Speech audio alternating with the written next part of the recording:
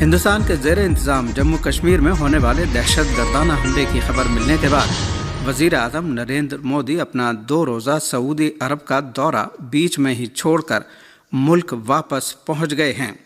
Media رپورٹوں کے مطابق ہندوستان کے وزیر اعظم نریندر مودی نے وطن واپسی کے فوراً بعد دہلی ایئرپورٹ پر اترتے ہی قومی سلامتی کے مشیر اجیت ڈوبھال، وزیر خارجہ ایس جے شنکر اور خارجہ سیکریٹری کے ساتھ ہنگامی میٹنگ کی اور تازہ حالات کا جائزہ لیا۔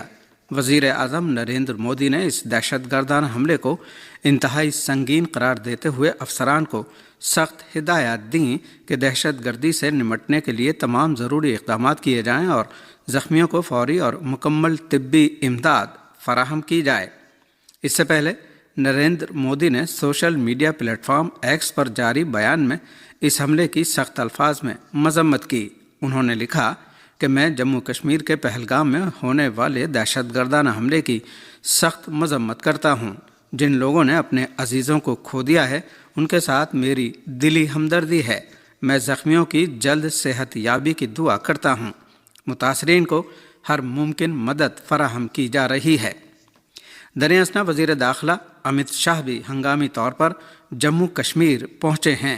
وہاں انہوں نے جموں کشمیر کے وزیر اعلیٰ عمر عبداللہ اور لیفٹیننٹ گورنر اور دیگر افسران کے ساتھ میٹنگ کی۔ اس حملے کے بعد مرکزی وزیر داخلہ امت شاہ نے فوری طور پر صورتحال کا جائزہ لیا اور منگل کی رات تقریباً 8:20 پر دہلی سے سری نگر پہنچے۔ اپوزیشن پارٹیوں نے بھی دہشت گردانہ حملے کے خلاف حکومت کے ساتھ کھڑا ہونے کی بات کرتے ہوئے حملے کے متاثرین کو انصاف دلانے کا مطالبہ کیا ہے۔ ادھر کانگریس کے قومی صدر ملکارجن کھڑگے نے ہندوستان کے زیر انتظام جموں کشمیر کے علاقے پہلگام میں ہونے والے دہشت گردانہ حملے پر اپنے سخت رد عمل میں کہا ہے کہ اس حملے کا مضبوط اور مؤثر جواب دیا جانا چاہیے۔ میڈیا رپورٹوں کے مطابق ہندوستان کے زیر انتظام کشمیر کے سیاحتی مقام پہلگام میں منگل کو ہونے والے دہشت گردانہ حملے پر رد عمل میں کانگریس صدر ملکارجن کھڑگے نے social media platform X پر جاری اپنے پیغام میں مطالبہ کیا ہے کہ اس حملے میں ملوث عناصر کو سخت ترین سزا دی جائے اور بے گناہ متاثرین کو انصاف فراہم کیا جائے۔ انہوں نے کہا کہ موجودہ حالات میں تمام فریقوں کو متحد ہو کر کام کرنے کی ضرورت ہے۔ یہ وقت ہے کہ ہم سیاسی اختلافات کو بالائے طاق رکھتے ہوئے قوم کے تحفظ کے لیے متحد ہوں۔ ملکارجن کھڑگے نے مرکزی حکومت سے اپیل کی کہ جموں کشمیر میں امن و امان برقرار رکھنے کے لیے تمام سیاسی جماعتوں سے بات چیت کی جائے۔ انہوں نے کہا کہ حکومت کو چاہیے کہ وہ ریاست میں سیاحوں کی حفاظت کو یقینی بنانے کے لیے ہر ممکن قدم اٹھائے۔ قابل ذکر ہے کہ منگل کو ہندوستان کے زیر انتظام جموں کشمیر کے اننت ناگ ضلع کے پہاڑی سیاحتی مقام پہلگام میں دہشت گردوں کے حملے میں 2 غیر ملکیوں سمیت 28 سیاح مارے گئے جبکہ 20 دیگر زخمی ہوئے۔ دوسری طرف ہندوستان کے زیر انتظام کشمیر کے علاقے پہلگام میں دہشت گردانہ حملے کے خلاف عام ہڑتال سے آج وادی کشمیر میں معمول کی زندگی معطل ہو گئی۔ سری نگر سے ہمارے نمائندے کی رپورٹ کے مطابق پہلگام دہشت گردانہ حملے کے خلاف آج وادی کشمیر میں متحدہ مجلس علماء، تاجر تنظیموں، مذہبی انجمنوں اور سیاسی جماعتوں کی اپیل پر مکمل ہڑتال ہے۔ دہشت گردی کے خلاف پہیہ جام ہڑتال سے وادی میں معمول کی زندگی مفلوج ہو گئی۔ پہلگام دہشت گردانہ حملے کے خلاف گزشتہ رات سری نگر، اننت ناگ، پلوامہ، شوپیان، بارہمولہ اور بانڈی پورہ سمیت وادی کے مختلف علاقوں میں عوام نے کینڈل مارچ نکالا اور ہاتھوں میں شمع لے کر سڑکوں پر مارچ کیا۔ پاکستان نے ہندوستان کے زیر انتظام کشمیر میں سیاحوں پر دہشت گردانہ حملے کی مذمت کی ہے۔ پاکستان کے دفتر خارجہ نے ہندوستان کے زیر انتظام کشمیر کے علاقے پہلگام میں گزشتہ روز سیاحوں پر کیے جانے والے حملے کی مذمت کی ہے۔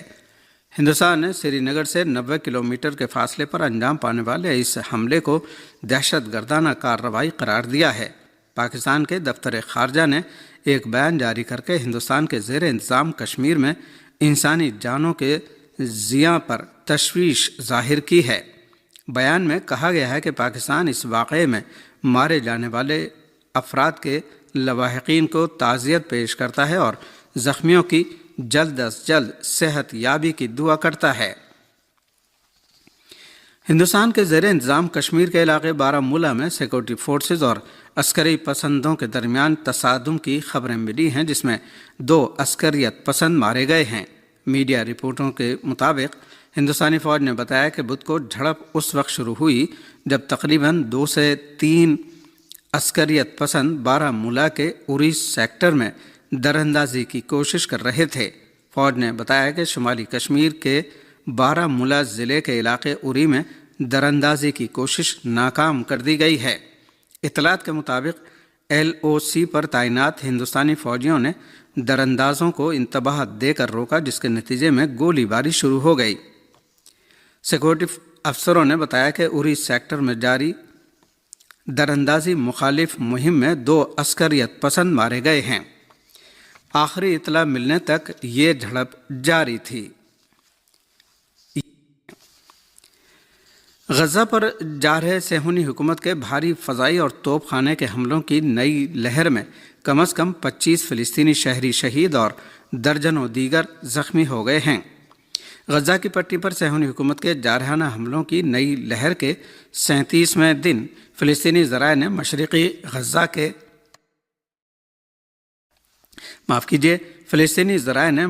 غزہ کے الطفا علاقے میں واقع الدرہ نامی چلڈرن اسپتال پر اسرائیل فوج کی وحشیانہ گولہ باری کی خبر دی ہے۔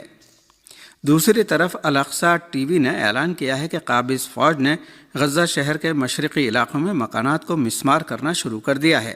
الاقصی ٹی وی چینل نے فلسطینی علاقوں پر بھاری فضائی حملوں اور ٹینکوں اور توپ خانے سے گولہ باری کی بھی خبر دی ہے۔